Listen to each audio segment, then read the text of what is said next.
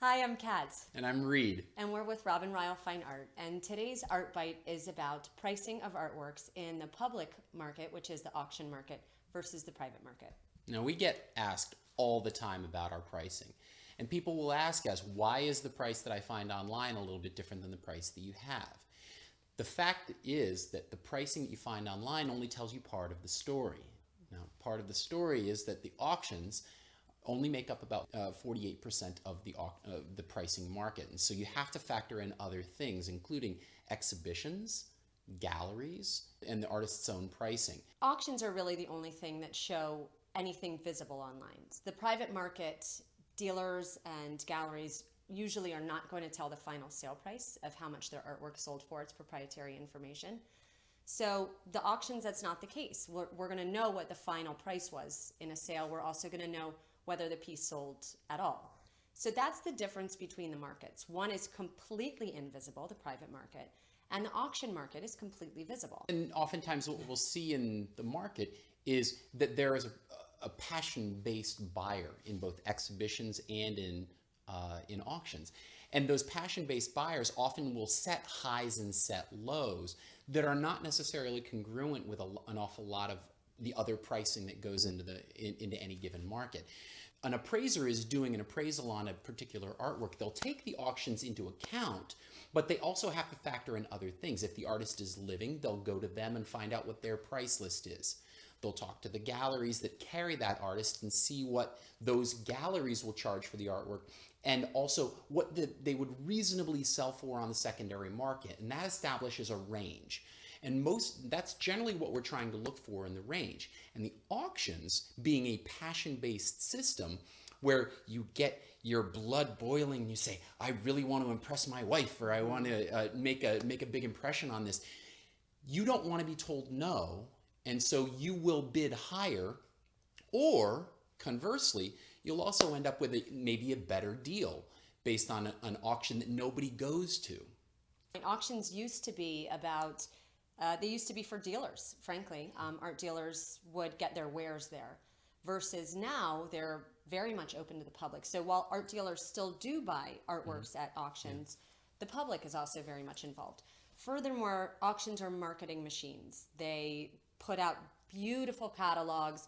They wine and dine clients that might be interested in getting works of art. Have exhibitions weeks ahead of time that everyone can attend, and they get that excitement level up, and they see the pieces in person. It's Exactly. amazing. So they really are, auctions are a very well-oiled machine.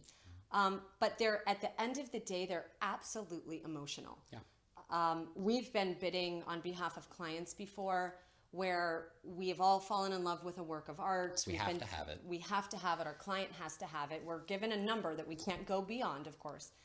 And this auction that has taken months and months of preparation is literally over within 45 seconds. And we've literally just heard the dread phrase, we're out. Yeah, we've had to tell our clients that we're out, and it's a terrible feeling, but that's how quickly they happen. Yeah. So this work of art that's been promoted for the past 6 months and everybody knows about it can sell in less than a minute. Yeah. That's very emotional. So oftentimes people will anticipate possibly a certain price that they're going to put on it, but the room is hot and the lot sells.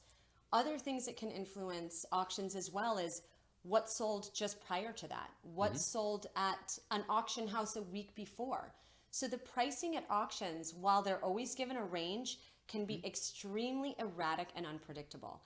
And so when we get an auction result, we don't necessarily know that that's what that value of art is worth. Oftentimes what I'll say is I equate it to baseball, which she probably won't get because it's a sports analogy. But the way that baseball is set up, the first 3 hitters have to get on base. And then you've got a 4th hitter that's the cleanup. He's the cleanup batter, and he is supposed to knock everybody in with a home run. That way you get the 4 runs. The auctions are set up in a very, very similar way. It's very strategic. And what they'll do is they'll set up a few different lots that sort of build up to one lot. So what if your lot is a build-up lot? Maybe your lot is the big lot that everybody's looking forward to. What if your lot comes just after the cleanup lot? all of these are different factors that go into the strategy that these auction houses, again, a well-oiled machine, they make certain that everybody gets those emotions as hot as possible because that is the lot that you want. And we work with a very different set of stimuli on the private market. The private market is going to be much more pragmatic. There are going to be people who will be researching individual things, and during that research might only lead you to auction results as being your pricing model. So art is also sold, as well as being in galleries and in the private market like what we do, art is also sold at exhibitions. Exhibitions tend to have a start date and an end date. And sometimes they're as quick as one night, or sometimes they can go on for a couple Weeks, of months. yeah. But there's a finite amount of time that this work is available. So when artworks sell at exhibitions, they can also be very passion-based. You know, you might have buyers go in and get very wowed by the experience of being in an exhibition or being in a gallery. VIP night. Or something like that. Maybe they've had a lot of cocktails, whatever it is. Maybe they had a chance to actually meet the artist. Yeah. That tends to be a really big selling point oftentimes for artworks to sell as well. So there is an absolute passion when it comes to buying art that way. Furthermore, art shows, art fairs are the rage. Art Miami, Art Basel, Armory show.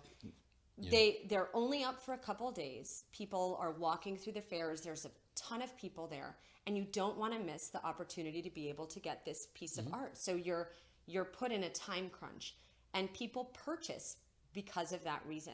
So pricing can also be affected by that. Well, one of the things about the private market which makes it valuable to a lot of collectors is they can take their time and they can do their research and they can talk to us one-on-one.